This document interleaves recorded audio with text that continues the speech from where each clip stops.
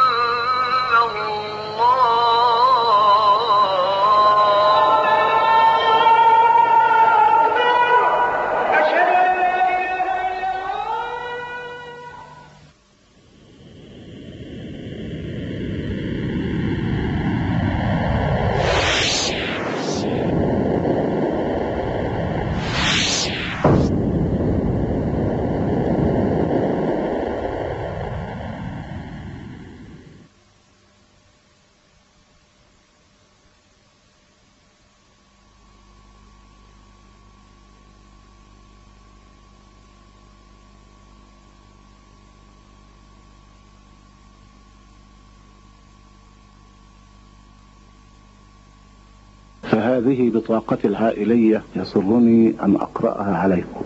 الاسم عبد الحميد عبد العزيز محمد كشك. المولد شبراخيت بحيرة 10 من مارس سنة 1933. سن حتى الآن قد قارب على 55 سنة. نشأت في بلدة شبراخيت وحفظت القرآن الكريم بها، ثم التحقت بمعهد الإسكندرية حيث حصلت على الشهادة الابتدائية من هناك، ثم التحقت بالمعهد الثانوي بالقاهرة قضيت به 5 سنوات، حيث كانت مدة الدراسة يومها 5 سنوات وكان ترتيب الأول. التحقت بعد ذلك بكلية أصول الدين حيث قضيت بها 4 سنوات وكان ترتيب الأول، حيث مثلت الأزهر الشريف في عيد العلم عام 1961 18 ديسمبر. ثم بعد ذلك التحقت بتخصص التدريس العالي حيث قضيت به بعض السنوات. ثم بعد ذلك حببت إلي الدعوة حيث كنت أمارسها أيام كنت طالبا، فالتحقت بوزارة الأوقاف حيث عملت إماما وخطيبا في مسجد الطيبي بحي السيدة زينب رضي الله عنها، ثم مسجد الملك. اعتقلت مرتين، المرة الأولى من سنة 66 إلى سنة 68، والمرة الثانية من سنة 1981 إلى 1982. لا لشيء فعلته، إنما أتقتلون رجلا أن يقول ربي الله. والآن أشتغل بالدعوة عن طريق الكتابة وعن طريق المسجلات، فما زال القلم واللسان يتعاونان بفضل من الله وتوفيق. أسأل الله تبارك وتعالى أن ينفعني وإياكم بما سمعنا وأن يجعله خالصا لوجهه. أيها الإخوة الأعزاء، السلام عليكم ورحمة الله تعالى وبركاته. Chers frères et sœurs, بسم الله الرحمن الرحيم. au nom de Dieu le clément, le miséricordieux, louange à Dieu, Seigneur des univers. Je bénis et je salue de la façon qu'il sied au rang des princes des prophètes et l'imam des messagers. Je témoigne qu'il n'y a de Dieu qu'Allah, l'allié des vertueux. Je témoigne que notre maître, notre prophète, notre glorieux bien-aimé, Mohammed, est le messager d'Allah. Il est l'ultime prophète messager. Seigneur, bénis et salue ce noble prophète, ainsi que ses proches et ses apôtres honorables et vaillants. Nous sommes à l'école de Mohammed, sallallahu alayhi wa sallam. Celui qui veut nous y accompagner doit présenter des salutations chaleureuses au bien-aimé Mohammed. Notre salutation à toi, notre maître Aboul Qasim, et que la paix et la bénédiction soient sur toi. Je vous rencontre à l'occasion de cette série bénie de sujets islamiques qui sont indispensables pour tout musulman, qu'il soit d'Orient ou d'Occident. Notre discours traitera d'un sujet parmi ceux qui touchent le système nerveux de la Ummah islamique. Ce sujet est l'éducation en islam. Il n'y a pas le moindre doute que nous tous, nous éprouvons le plus grand besoin de connaître le rôle de l'islam dans l'éducation de l'individu, la famille, la société et la Ummah. Le messager, que les bénédictions et le salut de Dieu soient sur lui, lorsqu'il met le doigt sur les points névralgiques de ce sujet, nous résume son sublime message et sa noble voix en quelques mots, très judicieusement concis, tout en étant profond, éloquent et pertinent. Prête l'oreille au discours du maître de l'éloquence, le premier des grands orateurs et le prince des prophètes. Que la paix et le salut de Dieu soient sur lui lorsqu'il dit « Je n'ai été envoyé que pour parfaire la noble moralité ». C'est une parole de vérité qui est devenue un adage que reprennent les générations qui se succèdent. Contemple avec moi la beauté de cette expression, sa majesté, sa perfection, sa magnificence, sa supériorité, sa haute valeur et la majesté de son rang lorsque le noble bien-aimé utilise la forme exclusive « innama » qui est limitative. Nous pouvons lire de même dans le Saint-Coran, « En vérité, il n'y a de Seigneur pour vous qu'Allah, dont nulle divinité en dehors de lui. Innama ilahukumullah. » C'est-à-dire, il n'y a de Dieu qu'Allah.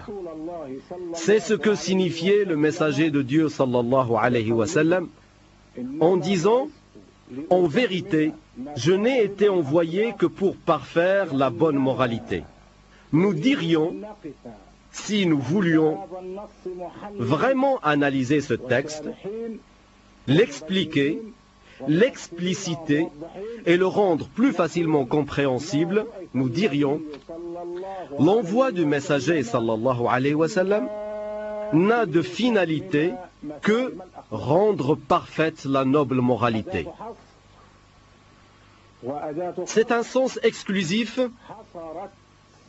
qui limite la finalité de la mission prophétique à la perfection de la morale. Admirez la beauté de ce discours et son éloquence, et méditez-le longuement. Le messager est envoyé dans quel but? Dans le seul but de parfaire la bonne moralité. C'est un hadith authentique. Et son expression est explicite, pour parfaire la bonne moralité. Vous ne pourrez pas satisfaire les gens avec vos biens, faites-le donc avec votre bon comportement. Rien n'est plus pesant dans la balance que le caractère agréable. La bonne moralité est la base première dans la renaissance des nations et des peuples, dans leur progrès et dans l'élévation de leur niveau et leur valeur. L'imam Ali, que Dieu bénisse sa face, dit « Les valeurs sont des vertus pures, la religion en est la première, la deuxième en est la raison. La troisième est la science, la quatrième est l'indulgence, la cinquième est la générosité, la sixième est l'obligeance, la septième est la bonté, la huitième est la gratitude, la neuvième est la patience. La douceur en est le reste. Ma propre âme n'est pas mon ami. Je ne fais du bien qu'en lui étant ennemi. Ne suis pas les chimères de ce monde-ci. La mort en viendra à bout. Nous autres aussi. Œuvre pour la demeure future, où Radouane veille. Mohammed est tout proche. Œuvre du divin. Palais doré, sol musqué, quelle merveille, et la pelouse de safran s'étale sans fin. Œuvre pour la demeure future, où Radouane veille, où Radouane veille. Mohammed est tout proche. Œuvre du divin, palais doré, sol musqué, quelle merveille, et la pelouse de safran s'étale sans fin. Les valeurs sont des vertus pures. La religion en est la première de ces valeurs. La toute première parmi toutes, la religiosité. De quoi s'agit-il en fait? C'est l'ensemble des croyances, des lois et des rites apportés par les prophètes qui régissent la relation entre le serviteur et le maître, et entre le serviteur et autrui, tous ceux qui vivent sur terre. C'est cela la religion. Les valeurs sont des vertus pures. La religion en est la première. En est la toute première. Le jour où la religion vacille, l'être en entier vacille. Comme dévie la direction d'une aiguille magnétique lorsqu'un phénomène extérieur vient la perturber. La religion est le critère du bonheur. Certes, la religion pour Dieu est l'islam. Les prophètes de tout temps n'ont-ils pas prêché le seul message de l'islam? Tous les prophètes ont été envoyés avec le seul message de l'islam. Écoutons Noé, que Dieu lui accorde son salut ainsi qu'un autre prophète. Dire à son peuple: si vous vous détournez, je ne vous ai rien demandé. C'est de Dieu seul que j'attends rétribution. On m'a commandé d'être du nombre des soumis. On m'a commandé d'être du nombre des soumis. Écoutons l'ami intime du miséricordieux.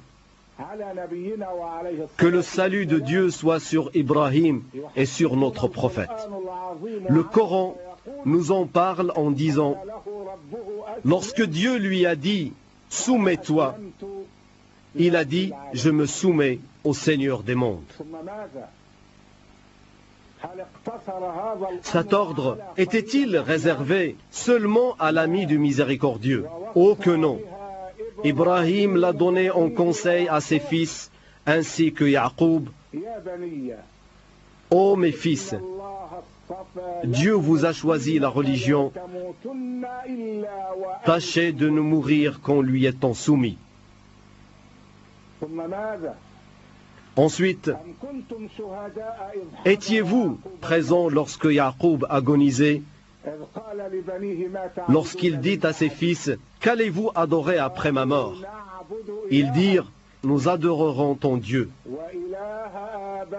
celui de tes aïeux, Ibrahim, Ismaïl, Ishaq, un Dieu unique, et nous lui sommes soumis.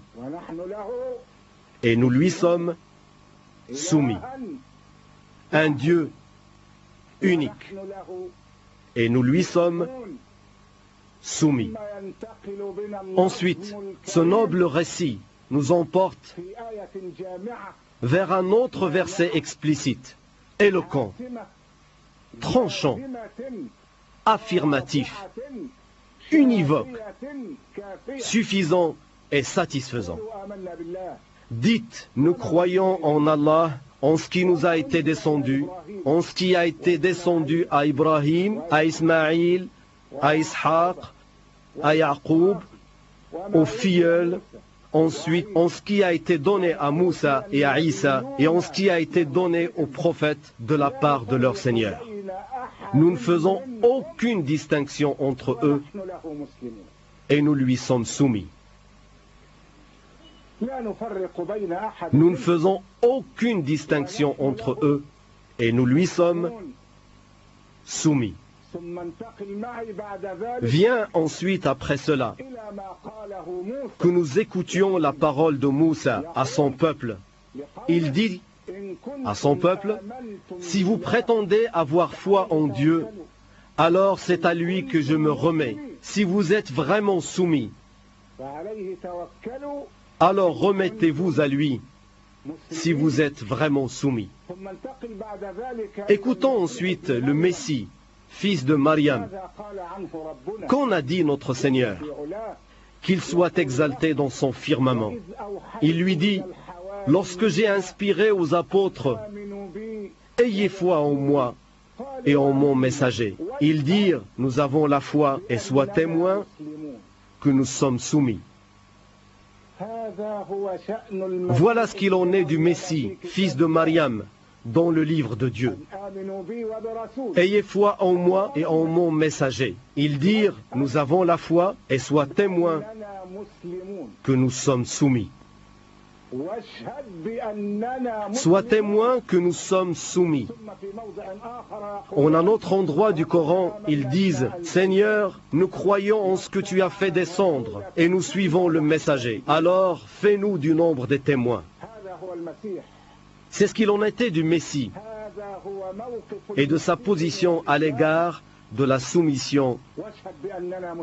Et sois témoin que nous sommes soumis. Allons voir après cela une autre situation qui concerne tous les prophètes. Nous avons certes fait descendre la Torah, contenant guidance et lumière, en guise de loi pour les prophètes qui se sont soumis. Les prophètes qui se sont soumis, il n'a pas dit qui se sont judaïsés, et non plus qui se sont christianisés, mais plutôt les prophètes qui se sont soumis. Un verset exhaustif, global, complet et suffisant. Vraiment, nous avons fait descendre la Torah contenant guidance et lumière, en guise de loi pour les prophètes qui se sont soumis. Et que dit-il à son élu et bien-aimé Muhammad après cela? À l'ultime prophète et messager, à l'occasion du pèlerinage de l'adieu, au moment où le messager, que les bénédictions de mon Seigneur et son salut soient sur lui, prononçait son fabuleux discours, devant une assistance qui comptait 114 000 compagnons, sans qu'il y ait de haut-parleurs, sans appareil de prise de vue ou écran. Mais il n'y avait qu'un seul organe émetteur, céleste, béni, qui diffusait pour tout l'univers le programme du ciel, à travers toutes les longueurs d'onde possibles. 114 000 compagnons ont entendu le messager de Dieu. Sa voix fut entendue par les femmes sous leur tente. Comme le décrit si bien le prince des poètes, au son de ton prêche, les minbars répondent en chœur. Tout le monde est touché. Des mois, les cœurs pleurent. Ce jour béni, il a été révélé au messager 4 bonnes nouvelles. Primo, aujourd'hui j'ai parachevé pour vous votre religion. Puis, et j'ai parfait mes bienfaits sur vous. Puis, et j'ai agréé pour vous l'islam comme religion. En voici 3 que le tout miséricordieux a fait précéder d'une autre.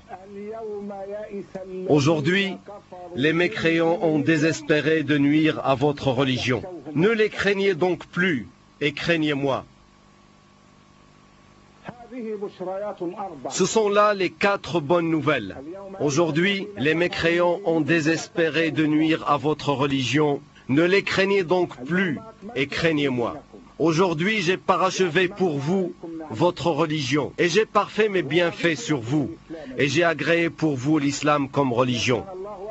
Si Allah a parachevé sa religion, alors sa religion ne sera jamais tronquée. Si Allah a parfait ses bienfaits, alors ces bienfaits n'ont pas besoin d'ajout. Jamais. Il a agréé pour vous la religion de l'islam. Alors ceux qui se soumettent sont ceux-là qui ont vu juste. Il s'agit là d'une règle de première importance que tout musulman doit connaître. Que dis-je? Doit parfaitement connaître, sans aucun doute, que les générations successives des prophètes constituent l'islam.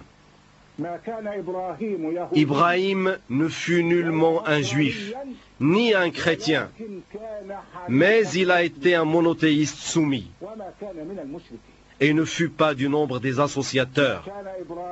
Ibrahim ne fut nullement un juif, ni un chrétien, mais il a été un monothéiste soumis, et ne fut pas du nombre des associateurs. Par conséquent, quel sort est réservé à celui qui a dévié de l'islam et a choisi une autre voie? Ibrahim n'était nullement un juif ni un chrétien, mais il a été un monothéiste soumis, et il ne fut pas du nombre des associateurs. Donc, qu'est-ce qui attend celui qui choisit une autre voie que l'islam et a choisi une autre voie? Dieu enseigne à son élu bien-aimé cet élément fondamental de la croyance. Il lui dit, dis, certes mes offices et mes sacrifices, ma vie et ma mort sont voués à Dieu, le Seigneur des mondes, qui n'a point d'associé. C'est cela qu'on m'a commandé, et je suis le premier des soumis. Allahu Akbar. Dieu est grand, la voix de Mohammed et son livre sont plus forts, et en droiture, meilleur à suivre. Ne citez pas les livres anciens auprès de lui. On éteint la lampe lorsqu'il ne fait plus nuit. Dieu est grand. Dieu est grand. La voix de Mohammed et son livre sont plus forts, et en droiture, meilleur à suivre. Ne citez pas les livres anciens auprès de lui. On éteint la lampe lorsqu'il ne fait plus nuit. L'islam est la religion de tous les prophètes. Que sera le sort de celui qui admet une autre religion? Qu'est-ce qu'il attend dans ce bas monde? Quel sera son sort au jour du jugement? Le Saint-Coran nous répond à ces 2 questions, car il a tranché dans cette affaire de façon irrévocable qui ne souffre aucune révision. Écoute notre Seigneur, que son nom soit béni, lorsqu'il émet sa sentence dans cette affaire de manière définitive et sans équivoque. Quiconque admet une religion autre que l'islam ne sera pas agréé. Quel est son sort dans l'autre monde? Et dans l'autre monde, il sera parmi les perdants. Et dans l'autre monde, il sera parmi les perdants. C'est le premier jalon de ceux qui jalonnent la voie vers l'éducation islamique. La religion en premier. D'abord la religion. La religion est l'islam.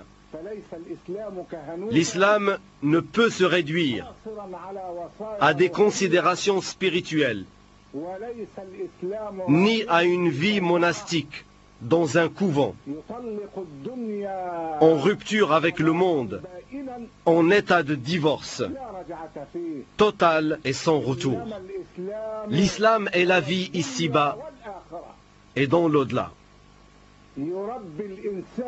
Il éduque l'homme du berceau jusqu'au tombeau. Et même, il l'accompagne jusqu'aux portes de la demeure de rétribution. S'il est un bienheureux, ce sera le paradis sa demeure. S'il est un malheureux, ce sera l'enfer sa destinée. Notre âme est triste pour le monde et pourtant, renoncer est le prix du salut, elle le sait. Nulle demeure pour l'homme après son vivant que celle que ses propres œuvres bâtissaient. Si l'œuvre est bonne, quel bonheur sera sien? Que malheur aura celui qui sème le mal? Où sont les têtes couronnées? Il n'y a plus rien. La mort, à leur gloire, donna le coup fatal. Amasser les richesses pour les héritiers, bâtir les demeures que le temps dévore. Cités glorieuses qui fleurirent par milliers, comme leurs bâtisseurs, sont fauchés par la mort. Le temps rompt les espérances que l'âme nourrit. L'homme les exprime, la mort les réprime. L'homme les exprime, l'homme les exprime, la mort les réprime. Si les joies du monde dans ta tête ont fleuri, la mort qui les fera faner, c'est toi qu'elle abîme. Œuvre pour la demeure future, où Radouane veille, Mohammed est tout proche, œuvre du divin. Palais doré, sol musqué, quelle merveille, et la pelouse de safran s'étale sans fin. Ô frères en islam, même l'âme qui redoute tant la faucheuse, nourrit des espoirs qu'elle formule et étale. L'homme leur voudrait longue vie et fin heureuse. La mort, pour les abréger, n'éprouve aucun mal. À partir de là, l'islam, par sa générosité, a voulu faire de la vie une passerelle vers l'éternité. L'homme, dans une génération, n'est qu'un atome dans un espace. Une génération dont toute l'histoire n'est qu'une brique dans un édifice. Toute l'histoire de la vie n'est qu'un préambule succinct au devant d'un monde éternel. L'homme dans une génération n'est qu'un atome dans un espace. La génération dans l'histoire n'est qu'une brique dans l'édifice. L'histoire n'est qu'un préambule succinct au-devant du monde éternel. Ta vie, quelques heures, si prompte à s'évanouir. Ton sort, le vrai, tu sauras, mais après mourir. Serais-tu si inconscient en voulant t'acheter contre l'éternel, égarement et vanité?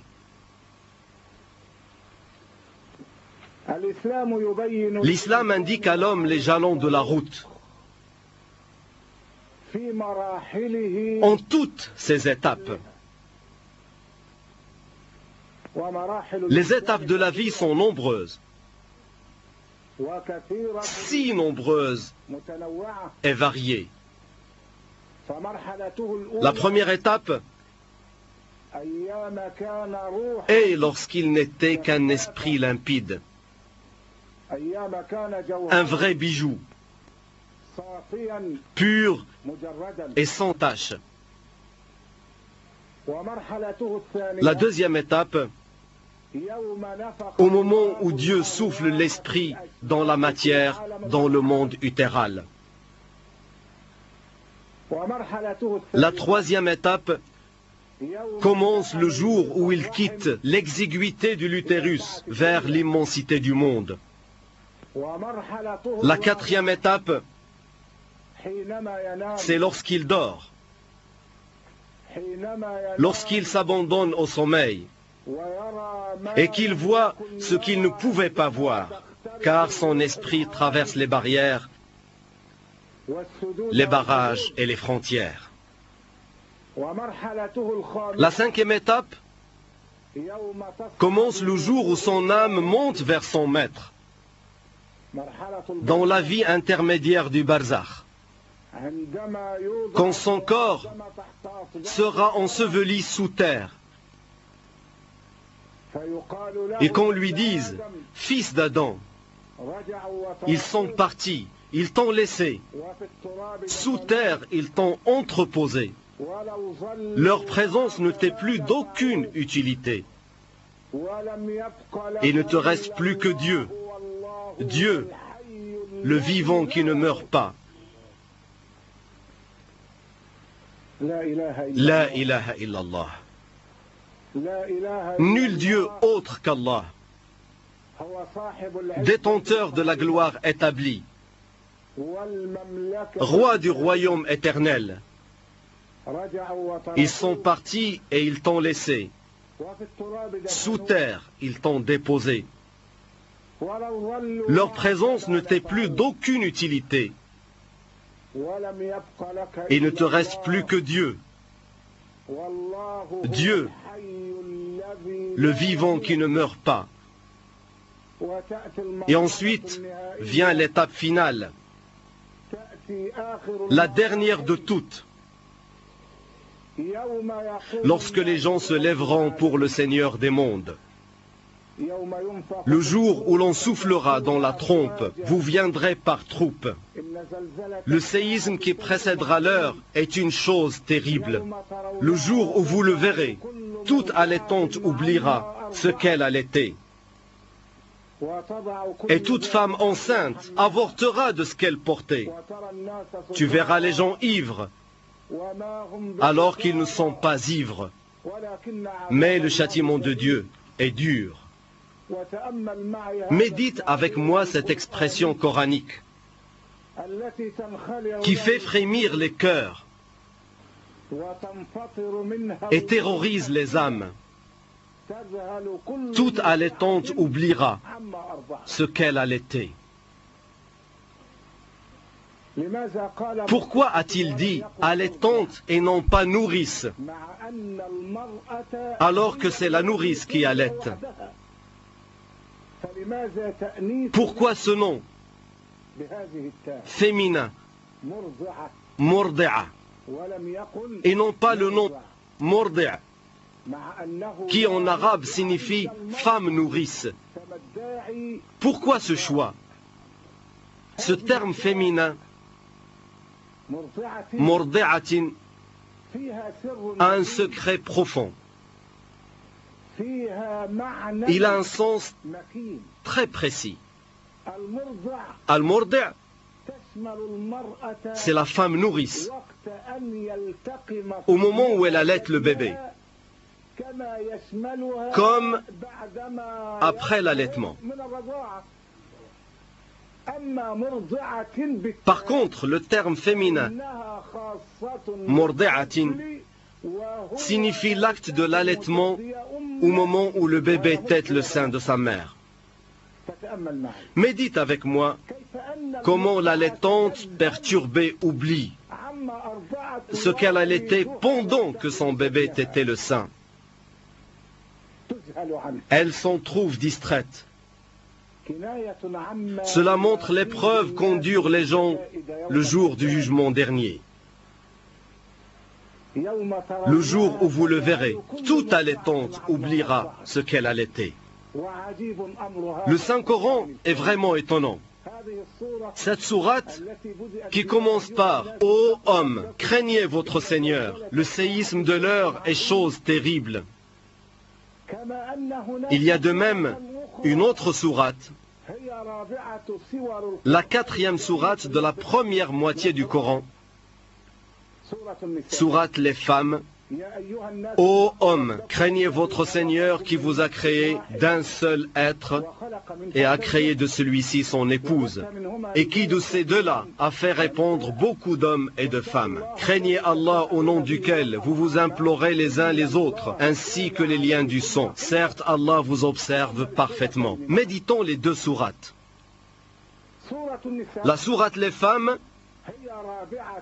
est la 4e des sourates du Saint-Coran, de sa première moitié. Après la Fatiha, la vache, Al-Imran, vient sourate les femmes, commençant par « Ô hommes, craignez votre Seigneur qui vous a créé d'un seul être ». D'autre part, la sourate le pèlerinage, qui commence par « Ô hommes, craignez votre Seigneur, le séisme de l'heure est chose terrible », est aussi la 4e sourate, mais de la 2e moitié du Saint-Coran. Pourquoi?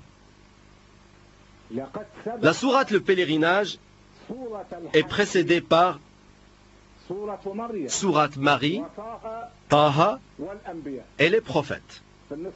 Dans la 2e moitié, elle est la 4e de la 2e moitié, alors que les femmes est la 4e de la première moitié. Qu'en dites-vous? Celle-ci commence par « Ô homme » et l'autre commence par « Ô homme ». Celle-ci ordonne de craindre Dieu, craignez votre Seigneur. Et l'autre aussi intime le même ordre, craignez votre Seigneur. Celle-ci décrit le Seigneur comme étant celui qui a créé d'un seul être et a créé de celui-ci son épouse. Et l'autre, après l'ordre de craindre Dieu, dit « Le séisme de l'heure est chose terrible ». Quel est le secret de cet agencement? Ce Coran est une révélation de quelqu'un de sage et de louable. Le terme véhicule le sens. Ce sens est lié au terme. Le lien entre les deux est solide. Les mots sont éloquents. Certes, celui qui t'a enseigné le Coran est sage et omniscient. Quel est le secret qui a fait que les deux sourates soient classées ainsi et qu'elles commencent de la sorte?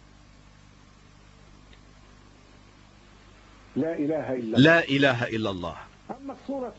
La première sourate, sourate les femmes, classée 4e de la première moitié du Saint-Coran, traite du commencement, celui qui vous a créé d'un seul être. Quant à sourate le pèlerinage, qui dit « Craignez votre Seigneur, le séisme de l'heure est chose terrible », elle parle du recommencement. Le début, c'est la création, et le recommencement, c'est la résurrection. Et entre le début et la résurrection, il y a 5 périodes. Comment cela s'est fait ainsi? C'est vraiment étonnant. Entre le début et le recommencement, il y a 5 jours, en sorte que notre vie entière est faite de ces 5 jours. Un jour qui est perdu, et un jour qui est vécu, et un jour inéluctable, et un jour promis, et un jour rallongé à l'infini.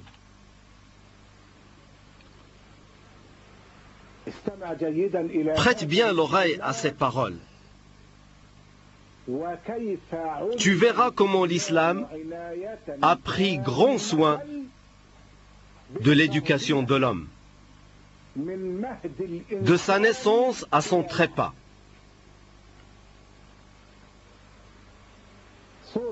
La sourate des femmes parle du début de la création. Craignez votre Seigneur qui vous a créé à partir d'un seul être, Adam, et a créé de celui-ci son épouse, Ève.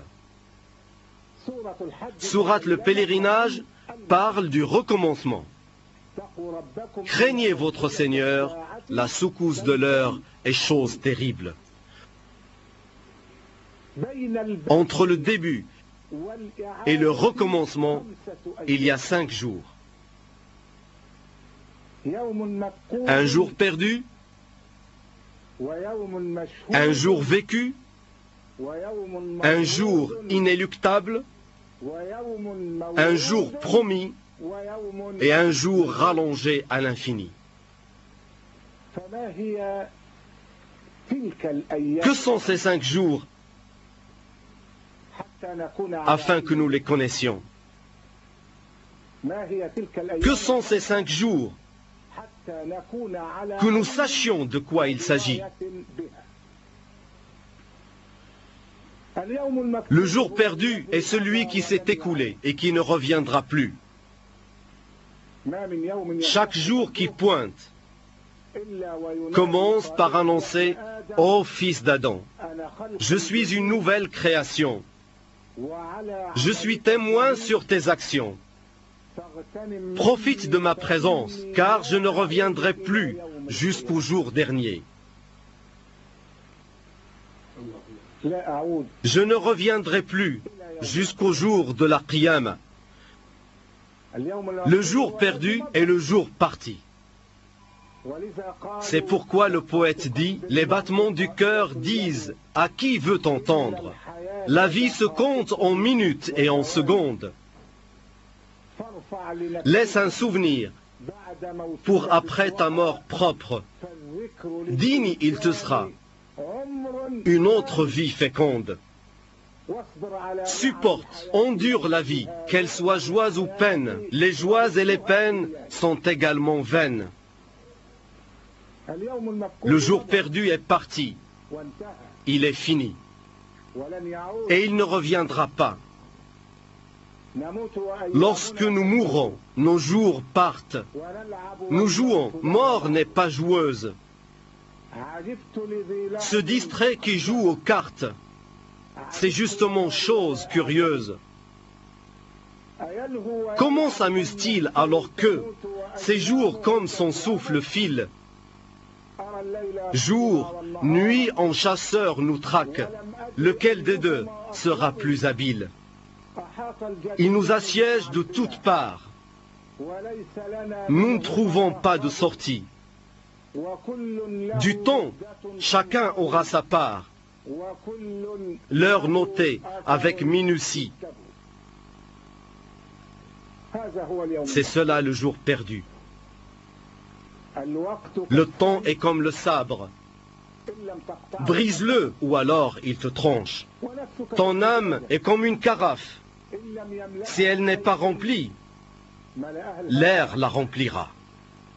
Ton âme, si tu ne l'occupes pas avec le vrai, elle t'occupera avec le faux. Pour cela, le seul regret qu'auront les gens du paradis, ils l'auront pour 1 heure, qu'ils auront passé sans se rappeler Dieu, sans se rappeler Dieu. ou ils ne se sont pas souvenus de Dieu. C'est ce que signifie le verset où Dieu dit « Ceux qui invoquent Allah debout, assis, couchés sur leur côté et méditent sur la création des cieux et de la terre. » Notre maître Bilal, lorsqu'il est allé pour faire l'adhan dans la noble mosquée du prophète, a trouvé celui-ci, sallallahu alayhi wa sallam, en train de pleurer. Le messager ne pleure pas vainement. C'est certainement pour une raison grave, très grave. Bilal s'étonne, car les larmes du messager sont de grande valeur. Elles ne coulent pas futilement, elles ne coulent pas pour rien, car il est en lien avec le Seigneur du trône, le détenteur du trône. La révélation vient, continue sans cesser. Le lawh et le qalam sublime abondent.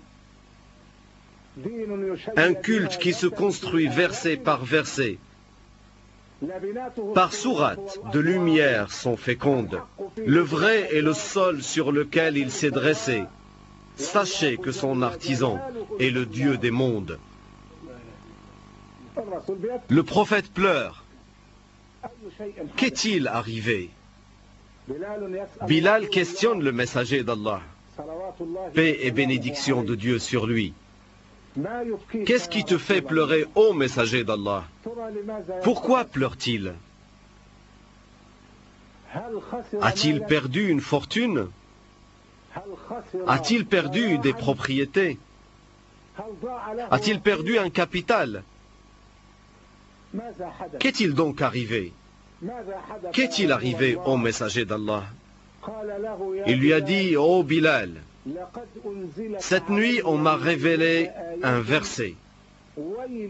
Malheur à celui qui le prononce avec sa langue sans que son cœur le médite. Un verset descendu sur le messager d'Allah l'a fait pleurer, a fait couler ses larmes, a fait vibrer son cœur. Un seul verset.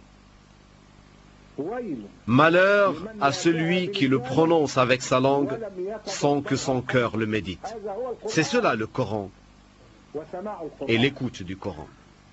Les vrais croyants sont ceux dont les cœurs frémissent quand on mentionne Allah et quand ces versets leur sont récités. Cela fait augmenter leur foi et ils placent leur confiance en leur Seigneur. Ceux qui accomplissent la salat et qui dépensent de ce que nous leur avons attribué, ceux-là sont les vrais croyants. À eux des degrés élevés auprès de leur Seigneur, ainsi qu'un pardon et une dotation généreuse. De quel verset s'agit-il? Quel est ce verset qui a fait pleurer le messager d'Allah et qui a condamné celui qui le prononce avec la langue sans que le cœur le médite au malheur? Il s'agit du verset qui dit « En vérité, dans la création des cieux et de la terre, et dans l'alternance de la nuit et du jour, il y a certes des signes pour les doués d'intelligence. » Un verset concis qui passe sur la langue qui le prononce, sans qu'elle soit pénétrée de son sens, de sa motivation, ni de son objectif. Mais il a fait pleurer le messager d'Allah. Combien de versets avons-nous entendu réciter, que les oreilles ont écouté, mais entre l'oreille et le cœur se trouvait un écran? Combien de versets avons-nous malaxés avec nos langues? Mais entre la langue et le cœur se trouve un mur avec une porte. Nous étions comme celui qui tend les mains ouvertes devant l'eau, espérant qu'elle parvienne à notre bouche. Admirez la bonne séance avec le Coran. Comment les compagnons écoutaient le Coran. Aujourd'hui, celui qui psalmodie, récite, saisissez-le, puis mettez-lui un carcan. Ensuite, brûlez-le dans la fournaise. Puis, liez-le avec une chaîne de 70 coudées. Quelqu'un de l'assistance dit que Dieu t'en donne plus. Que lui ajouterait-il de plus qu'une chaîne de 70 coudées? Combien de coudées lui mettrait-il donc? Combien de coudées lui mettrait-on alors? Plus que 70? C'est ça leur écoute du Coran.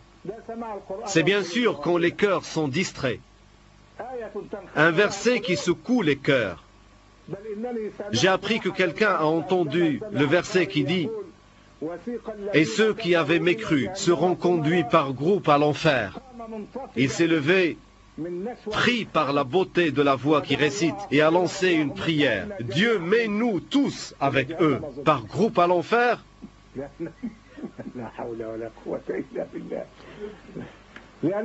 Parce qu'il ne sait pas ce que sont les groupes de l'enfer et ce que sont les groupes du paradis. Il ne connaît pas la différence entre les deux. Le prophète pleure pour un verset. Il pleure à cause d'un verset. Il pleure à la révélation du verset. Dans la création des cieux et de la terre et dans l'alternance de la nuit et du jour, il y a des signes pour ceux qui sont doués d'intelligence. Il n'a pas dit pour les distraits, ceux qui se sont détournés, ceux qui s'amusent. Il a dit pour les doués d'intelligence, ceux qui sont clairvoyants, dont les cœurs se laissent éclairer. Dieu les regarde au beau milieu de la nuit, l'échine courbée à méditer les passages du Coran. Devant les versets qui annoncent le paradis, il en a plus envie. Devant le verset qui menace du supplice du feu, il soupire comme si le feu lui brûlait la tête. C'est comme ça qu'étaient les compagnons du prophète. Lorsque la nuit les drape de son manteau sombre, qui sont les doués d'intelligence? Ceux qui, debout, assis et couchés sur leur côté, invoquent Allah. Ils se rappellent Dieu dans toutes les situations. Écoute ce que dit le noble messager, comme le rapporte le hadith authentique. Il nous parle du rappel et son impact auprès de Dieu, le Très-Haut. Il dit, ne voudriez-vous pas que je vous indique les meilleurs de vos actes, qui sont les plus valeureux auprès de votre roi, ceux qui vous élèvent le plus, qui rapportent plus que le fait d'offrir or et argent, meilleurs que d'affronter les ennemis, que vous tuez et qui vous tuent. Nous avons dit, bien sûr, nous voulons, et il a dit, le rappel de Dieu. Regarde cette longue liste d'actes nobles, de très grande valeur. C'est à méditer. Ils invoquent Allah debout, assis et couchés sur les côtés, et méditent sur la création des cieux et de la terre. Rappel et méditation. Le rappel sans méditation est un manque. La méditation sans rappel est vide. Le rappel et la méditation associés sont générosité et gratitude. Rappel et méditation doivent être absolument associés. Les incantations que font les gens de nos jours, est-ce là le rappel? Ce que les gens appellent le dhikr, remuer les lèvres devant les gens, se dandinant sur les côtés, et invoquer Allah par des paroles qu'il n'a pas ordonnées, ni son messager. Par Dieu, non. Le dhikr se fait de cette façon. Par les yeux, ce sont les larmes. Par les oreilles, c'est l'écoute. Par la langue, c'est la louange. Par les mains, la charité. Par le corps, la fidélité.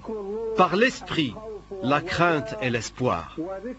Par le cœur, l'abandon de soi et la satisfaction. La réalité du dhikr est d'avoir la majesté de Dieu présente en soi, avec ses attributs de grandeur, de beauté et de perfection. C'est la vérité du dhikr. Que la majesté de Dieu soit présente en toi, avec ses attributs de grandeur, de beauté et de perfection. Par conséquent, lorsque quelqu'un entend le rappel d'Allah ou le rappel venant d'Allah et de son messager, ses yeux doivent pleurer. Dieu le comptera parmi les 7 catégories qui seront protégées par l'ombre de Dieu. 7 catégories. Pas 1 million de catégories, seulement 7.